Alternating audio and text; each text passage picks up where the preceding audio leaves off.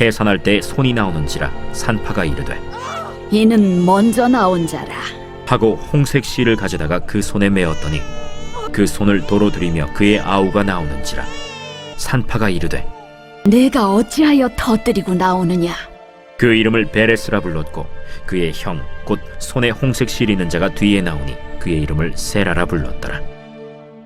너희는 온전히 바치고 그 바친 것 중에서 어떤 것이든지 취하여 너희가 이스라엘 진영으로 바치는 것이 되게 하여 고통을 당하게 되지 아니하도록 오직 너희는 그 바친 물건에 손대지 말라.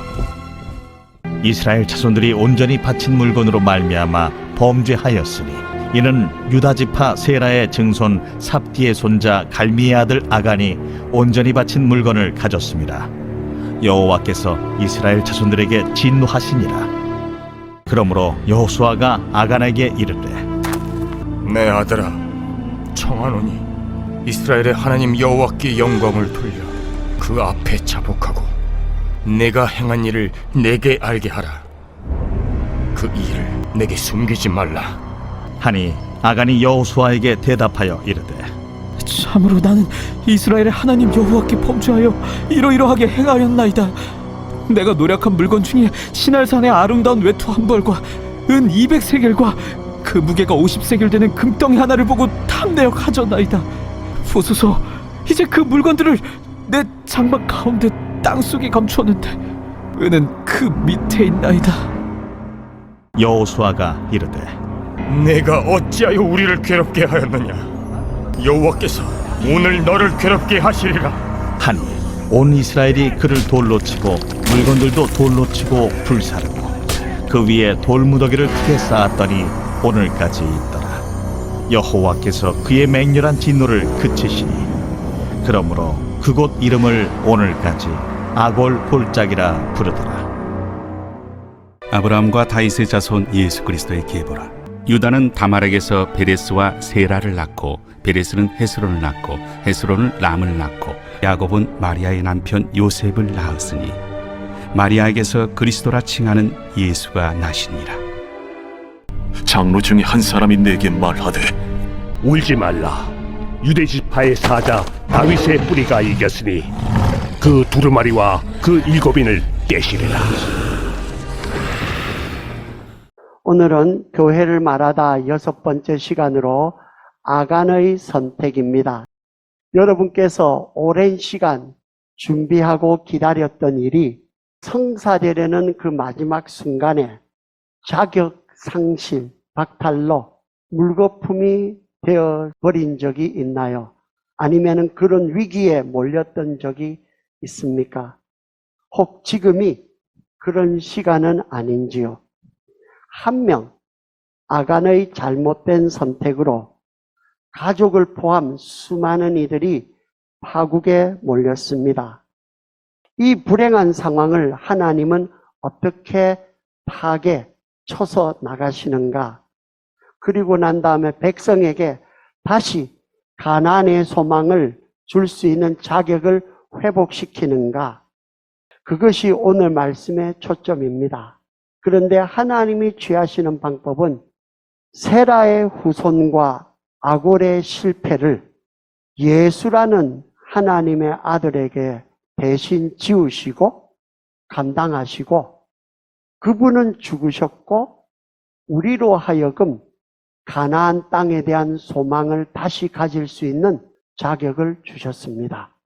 그래서 첫 번째가 세라라는 여기에 포커스 하겠고요.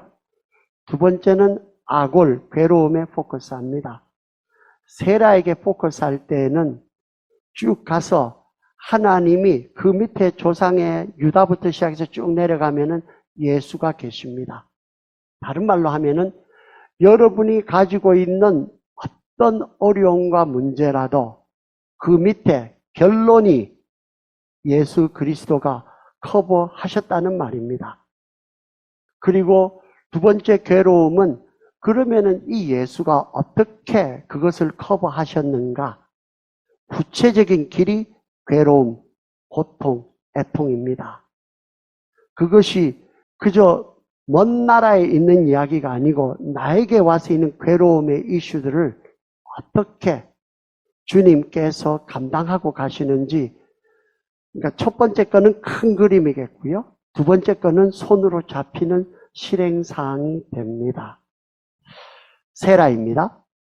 성경이 아간을 유다와 다말 사이에 나왔던 쌍둥이 중에 형인 세라의 후손과 아들로 여호수아서를 읽어보시면은 3번이나 세라의 후손이라고 강조하고 맨 마지막에 돌 팔매질로 죽기 직전에는 후손이 아니라 세라의 아들이라고 강조합니다.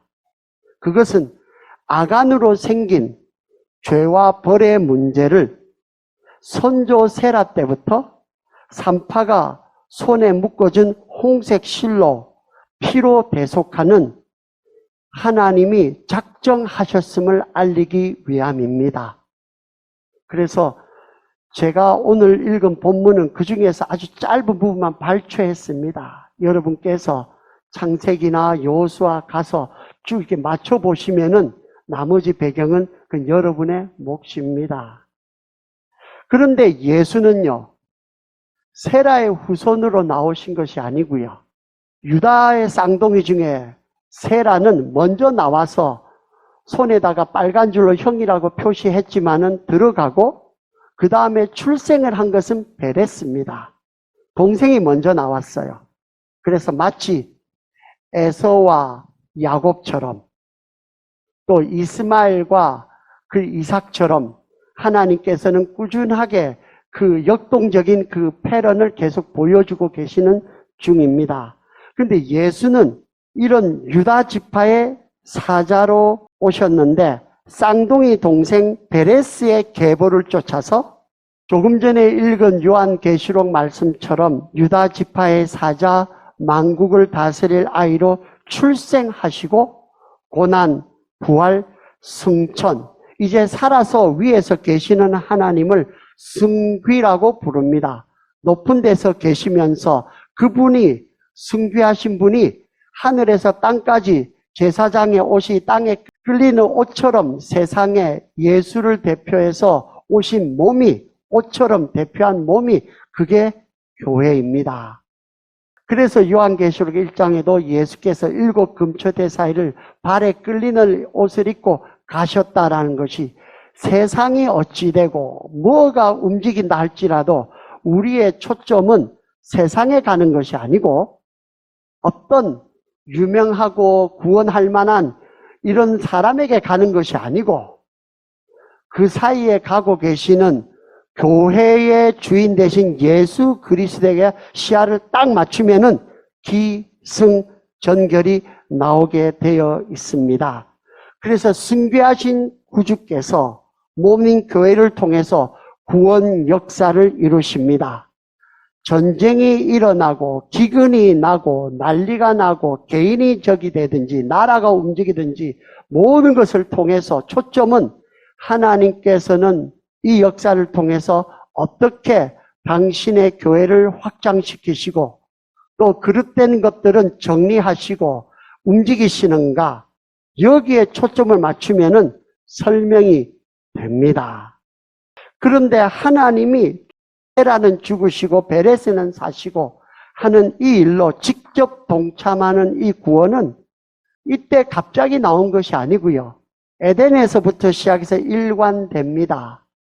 아담과 하와가 죄를 짓고 난 다음에 죽음의 희생을 표하는 가죽옷과 산자의 어미 하와의 후손, 하와라는 말이 살았다, 생명이다 이 뜻입니다. 통해서 생명을 기여하는, 수여하는 이것을 베드로와 바울은 신약 성경에 천사들도 베드로서의 1장에 살펴보기를 원하는 복음의 비밀이라고 말합니다. 지난 주간에 수요일은 음력으로 따지면은 구약 성경의 날짜는 음력입니다. 7월 10일이라서 욤키포라서 레위기 16장에 나오는 대속죄일로 미국의 거의 모든 학교가 다 쉬었습니다. 이 욤키포 수요일은 모든 죄가 사해짐을 기념하는 날로 핵심이 무엇인가 하면은 숫 염소 2마리를 잡아서 한 마리는 죽이고 희생하고 한 마리는 불교적 용어 같겠지만은 제가 차용합니다. 방생입니다. 그래서 불교에서는 선한 뜻으로 방생이지만은 기독교에서 방생은 예수 그리스도가 모든 세상 죄를 짊어지고 가신다는 그 뜻의 방생입니다. 기본이 달라요. 불교에서 방생은 해서 나의 크레딧이에요. 그런데 기독교의 희생과 방생은 모든 것이 예수가 죽으시고 사시고 모든 거 하셔서 우리는 거기에 대한 표현은 감사입니다. 그래서 제비뽑은 한 마리는 백성의 죄를 속하는 대속제물로 바쳐서 그 피를 성소에 뿌려서 성결이 회복됩니다. 그 예가 오늘 교회에 오셔서 여러분 교회 들어오셨을 때에 우리 성공에 빌려보고 있지만 문에다가 빨간 색깔로 칠하는 이것이 주의 피로 뿌려진 이 안에 우리가 들어와서 드리는 예배입니다. 매 예배마다 우리는 들어오실 때에 죄에 대한 회개, 그리고 회개하고 난 다음에 여기서 그치지 않고 예수 그리스도께로 나가시는 이 역사를 계속해서 반복해야 되는 것이 마치 어제 먹었다고 오늘 안 먹으면 배가 고프지 않습니까? 이것은 끊임없이 먹어야 되는 만나의 양식이올시다. 그래서 주일 예배가 바로 희생에 대해서 속죄일의 그 희생을 우리가 기념하는 그 주의 날 예배입니다. 또 다른 염소는 8일째부터는 일주일 동안 6일 동안 살아가지 않습니까? 광야 같은 세상. 기도하실 때도 한 주일 동안 참으로 많은 죄를 짓다가 뭐 이렇게 기도하시는 거, 광야 같은 세상. 이 세상 살이도 누가 커버하는가? 또 다른 한 염소는 속죄일 날 제사장이 안수할 때 백성들의 모든 죄를 지워서 광야에 버려지는 아사셀 염소로 바칩니다.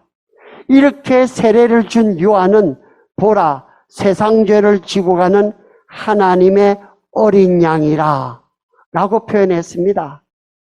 예수를 광야에 버려진 아사셀 염소로 지금 확정하고 알린 것이올시다. 이 예수는 그러고 난 다음에 광야로 직행하셔서 우리를 대신해서 사탄에게 세상살이 40의 숫자만큼, 이 40의 숫자만큼 완벽한 순종을 통해서 통과하셔서 어렵고 성결한 제사장이자 흠없는 제물로 바쳐질 자격을 얻고 나를 위한 제물로 십자가에서 죽으셨습니다. 그래서 30년 동안 사시고 마지막 테스트 하고 난 다음에 이제는 당신이 제사장도 되지만은 예수님은 제사장이자 제물이에요. 바쳐질 수 있는 자격을 받으시고 나머지 공생활 하시고 십자가에서 죽으셨습니다. 이렇게 철두철미하게 죽으시고 사신 이 구원 안에, 주신 구원 안에 내가 들어있습니다. 예수를 믿는 우리는 망할 수가 없습니다. 예수를 믿는 우리는 이미 성공했습니다. 내가 안 믿어도요. 사실은 내가 믿는 것보다 하나님이 나를 믿어주시는 거가 더 확실합니다. 그런데 이 하나님이 네가 뭐라고 하든지 간에 내 사랑은 변치 않는다라는 것을 십자가에서 주셨음을 볼 때에, 그리고 난 다음에 그 정도가 아니라 부활하셔서 내가 세상 끝날까지 네가 가더라도 네 후손들에 대해서 네보다 내가 더 챙겨. 우리는 할렐루야 기쁨으로 찬송 부르며 갈 수가 있습니다. 그래서 오늘은 지난 시간에 그릇된 선택으로 우리가 살아갈 때 아간과도 선택을 얼마나 더 많이 했습니까? 그 처참해진 결과를 돌릴 수 있는 선택의 날입니다. 탐욕으로 여리고와 자기를 바꾼 아간의 선택을 할지, 아니면 아간 같은 나를 죽기 살기로 품은 예수를 믿고 순종할지, 여러분의 선택은 무엇입니까? 예수를 선택하시기 바랍니다. 이제 괴로움의 순서입니다. 그런데 이 예수는 우리는 멀리해서, 우리는 징그러움, 멀리하는 이 괴로움을, 어려움을 스스로 자청해서 지셨습니다. 여호수아가 가장 두려워한 것, 이스라엘 백성들이 가장 두려워한 것이 괴로움의 전가, 우리가 떠맡는 것이라서 3번 언급을 할 뿐만 아니라 돌 무덤까지 이름을 아골, 괴로움. 이게 원래 언어로 말하면은 아칼입니다. 아콜이에요. 그 아콜의 괴로움, 아골 골짜기로 아예 이름을 지어서 각인해 버렸습니다. 그런데 성경은 아간에게 적용된 아골, 아칼의 괴로움과 창세기에 타락하고 난 다음에 너희들에게 가시 같은 생활의 괴로움이 오리라는 일상적인 괴로움, 애환, 그것은 아나로 구별합니다. 아골의 괴로움은 일관되게 성경에서 찾아보시면 어떻게 쓰이는가 하면은 약조를 어긴 책임으로 그로 인한 형벌과 심판으로 당하는 괴로움, 징벌과 형벌입니다. 그것에 반해서 아나의 괴로움은 출애굽기 1장에 읽어보시면 바로가 어려운 노동과 짐으로 가시처럼 괴롭혔던 생활적인 어려움입니다. 우리가 보통 인생이 고난이라 괴로움이라 했을 때에는 아칼보다는 대개 아나입니다. 그러니까 사는데 힘든 것은 아나라고 하면은 모든 잘못으로 사형을 당하는 죽어가는 괴로움은 아칼, 아골, 골짜기 괴로움입니다.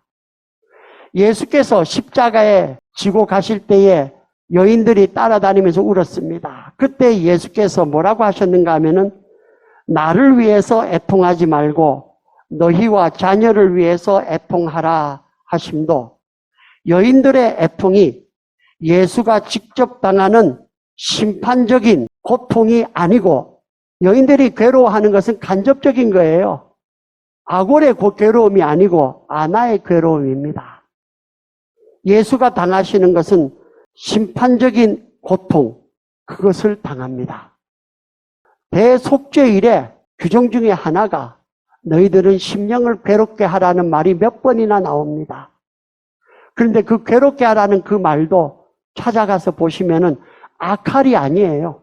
아나이에요. 무엇을 말씀하고 계십니까?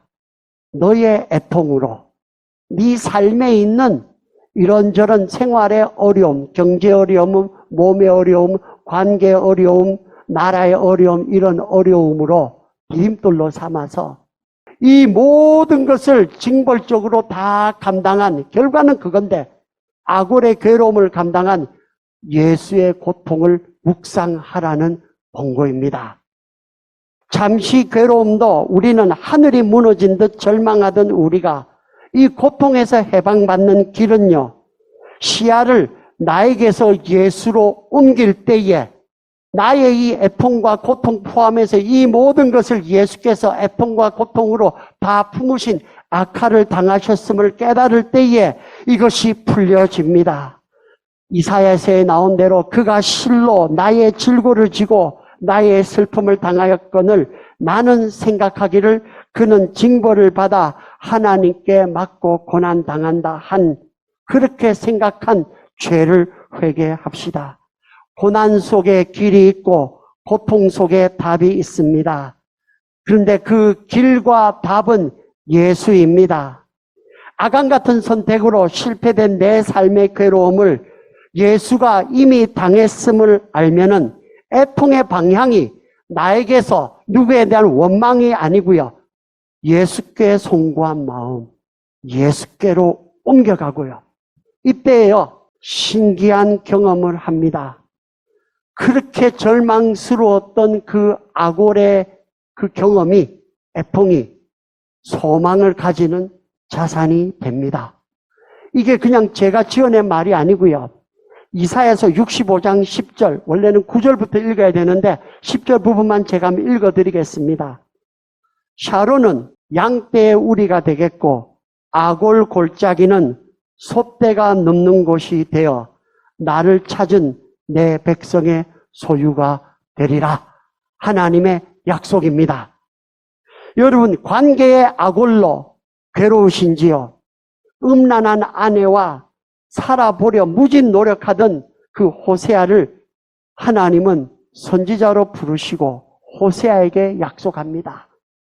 호세아 2장에 있는 부분에 발췌합니다. 보라, 내가 그를 타일러 거친 들로 데리고 가서 말로 위로하고 거기서 비로소 그의 포도원을 그에게 주고 너에게 아픔을 주는 그 대상을 내가 품겠다. 그리고 아골 골짜기로 소망의 문을 삼아 주리라. 그가 거기서 응대하기를 어렸을 때와 애굽 땅에서 올라오던 날과 같이 하리라. 여호와께서 이르시되 그날에 내가 나를 내 남편이라 일컫고 다시는 내 주인이라 일컫지 아니하리라. 이게 예수께서 이제부터는 너는 나를 종이 아니라 제자가 아니라 친구다 하신 말씀과 똑같은 약속입니다. 이것을 묵상하십시오. 주님께서 또 말씀하십니다. 내가 내게 장가들어 영원히 살되 공의와 정의와 은총과 긍휼이 여김으로 내게 장가들며 진실함으로 내게 장가들리니 내가 여호와를 알리라. 내가 예수를 알리라. 오늘 우리를 괴롭히는 생활과 심판의 괴로움을 해결할 수 있는 궁극적인 길은 예수와 예수의 말씀, 복음을 묵상하는 애통이, 대속죄일의 애통이 오늘 이 시간에 시작되시기를 기도합니다. 기도하겠습니다. 주여, 잠깐 있으면 오시리가 오시리니 그가 지체하지 아니하리라. 주 예수여 마라나타 오시옵소서.